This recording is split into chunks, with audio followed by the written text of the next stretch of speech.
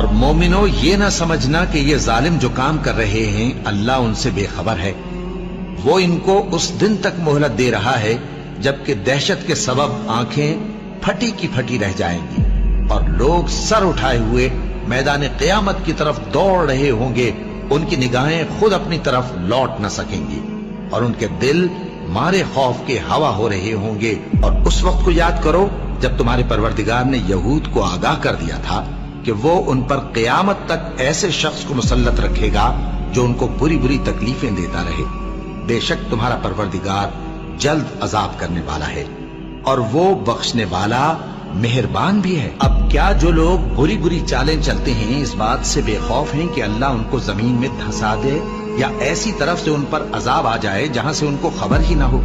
یا ان کو چلتے پھرتے پکڑ لے تو وہ اللہ کو عاجز نہیں کر سکتے، یا جب ان کو عذاب کا ڈر پیدا ہو گیا ہو تو ان